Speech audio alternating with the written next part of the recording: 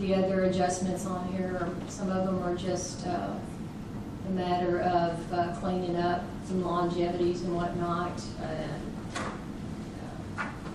see if there's anything substantial. We added, the court added another liaison officer out at Lindale, so that was included in here. That's one of the largest adjustments. That's being reimbursed by Lindale, right? It's being reimbursed, so I have the revenue offset. This 42,000 for the part-time for the JPs, that's because of the legislation changing where they can, It is. air That's- court cases yes. that are now instead of 5,000. Instead of 10,000, their they've cap gone is to 10,000. So what we've done here to address that is, rather than just jumping right out and adding a full-time employee in each one, we put in a part-time Right. or some more part-time. Each one of them got $10,500 in part-time help. And then we kind of measures. What about JP1? Because actually, he would probably need a whole person as opposed to a part-time person. Right, and if the court wants me to change JP1, I know that's been considered as whether or not that one goes to a full-time. Right now, I have just the 10.5 in for each one of them. Well, they all think they need a whole person right now, but you know, Well, there's a reason. But JP1 I would think JP1 would be more. JP1 is down because he's a local person. He fell victim to the vacancy a few years ago when Right. all vacancies were swept out from under you. Correct. And he fell victim to that and hasn't been able to get that position back. And he's asking for that position So back. with the part-time person, his caseload was actually up a little bit this year. Well, 207, so he would probably need a whole person with the new law that's been enacted. Okay, so Commissioner, you're saying he gets half a person back that he lost? Yes, so he During would the have a full, vacancy sweep, and then he gets a half, so. yeah, so he would have a full person. So you want to go with a full and not a full and a half? No. Well, and how much, Not a full and a half. well, and how much is his caseload up? What, I just don't remember. Ed, you remember offhand? Commissioner, do you know offhand? No, I don't know how much it up. I know his revenue's up. I do know that. I would certainly support the one full-time position, precinct one. Moving him up. I'd support moving up from half-time to full-time. With no part-time. Right.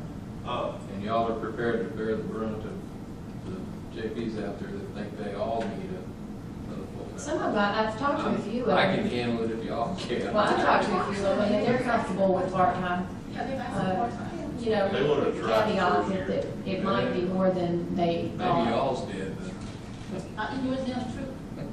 That's the one I talked to. but, okay. Moving back up, Ms. Wilson, before we move on that, the first line up there, you got a director classification on Thomas Holly. Right. That's when, Did he go? he's Yeah. gone, but the position will move, but that's when Mr. Tanner came to court and asked that that position be reclassified to a database administrator. The court granted that request, and that he's vacated it. At the time, he was still here, so I can take the name off, but when it rehires on October 1, if not before, but on October 1, it'll go up to a database administrator. Oh, okay. And the second $1,000 is for what? That was an error in the budget, Oh, okay. and You made an error? me, yes. Really? Yes, sir. You did? An I'm error? sorry, Oh, no, that's fine. I'm surprised. but I did find it. Okay. Well, we've been talking about travel. In pretrial, or Villa never actually uses for travel until the end of the year, Travel for reimbursement. travel members, and we took away, I don't remember how much, but and it was because she hadn't used it yet, but she doesn't use it until almost. I think there was a misunderstanding, and I need to talk to Arbella again. I believe there was a misunderstanding about how she was applying it. She was actually charging her conferences to travel reimbursements, and that's not the intent of travel reimbursements. That comes out of training. So I think there was a misunderstanding about what's charged to where. But I think she was happy with it, but if she's not, she needs to get with me. But I Okay, think I'll talk to you. it's a misunderstanding. Since I see Constable Jackson has a guest with him, maybe we should go ahead and discuss the gas allowance, travel allowance with him. He's real teaching quick. how to be elected official. He is getting a little wiggly. His guess, not Constable Jackson. I'm trying to hold him down. You wanna, Ken, if you wanna fill him in on what we were discussing? Actually, what I was saying when you were out of the room was, I explained to them that that's your two full-time deputies that had the $2,000 travel allowance associated with their salary. And in lieu of that, you might want to consider not paying them a travel allowance, but then putting some money in travel reimbursements. And then they fill out mileage logs for whatever work that they do, and they'll turn in their mileage logs and be reimbursed at the county and state mileage rate, which is about 48.5 cents a mile. It's really more to their advantage. It's puzzled. If the court would like to do that, I have some personal experience. I feel like people abuse that more than just saying, this is all you want to receive, this is the bottom line, like you You do have to me. sign off on it. The buck stops with you, That's Congressman. right. I understand what you're saying, but like, I listened to how we were discussing issues earlier. We were talking about the roadmap, how you put this package together for the whole county, and how it's going to come back and work smooth. And I was trying to be consistent on what we're trying to do throughout our constables area, so we won't keep going back from one constable to another constable on what we're doing, because we try to work together, try to do certain things, in the area. And my example is with the warrants. If there's warrants in precinct 1, if you let me know while my man's out there working, he can help assist with those warrants if they're precinct 1, because we don't want to go outside the precinct because it costs more travel time. This won't hinder him in any way of doing that. But no, I know, I'm saying as a roadmap, as being consistent and working as a group, as a team. So I'm off on that now, because the question was asked earlier about what the JPs are doing, the ones or whatever. But once we're in that area, we try to work as a group. And my coming back to you on the gas allowance is that when you look at this gas allowance, as far as it's actually what's going to be reimbursed, my debits right now is running between 70 and 100 miles per day.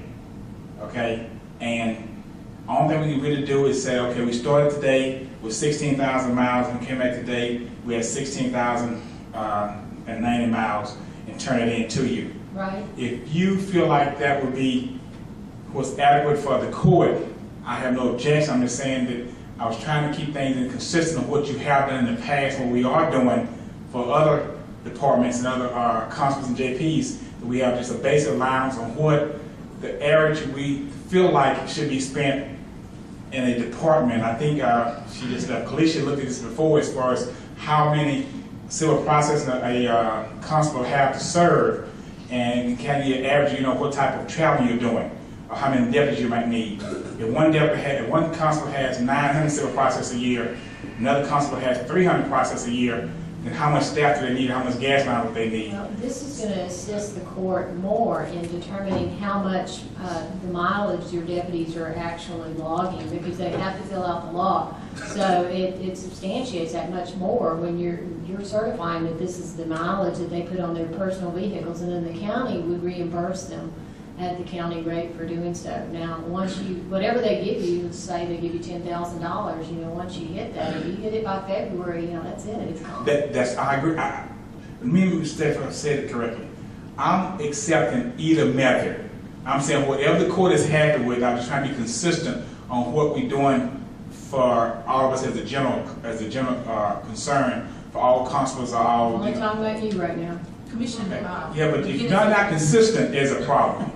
I like to have consistency within our court system, so that because we do work and compare notes. That's not an- Commissioner McGinnis has agreed to standardize the No, cost I of the think land. Constable Jackson So, should help working me. with you. I think Constable Jackson should help me. I will. I mean, whatever the court wants to do to standardize, make it consistent, I'm saying I work with you to make that happen. I like the idea of the logbooks and mileage. I think it'll be more advantageous to people in the long run. For years and years while I worked for the court, Yes. I kept a log of how many miles I put on my personal vehicle to take care of the business of court. I didn't have a problem with that, and it worked out real well. Many moons later, it changed, and I no longer did that, and it was just one of those things that happened along the way. But there were several years where I kept a mileage book and turned in mileage on, I believe it was a monthly basis, and it just got to be such a habit. It wasn't a problem to keep track of it. So I don't know. I kind of felt like I heard earlier you thought there might be a concern where if they were out on one task and wound up involved in another, that there might be a problem there. But I never have a problem keeping track of it. Starting in the No, morning, it's- when you ending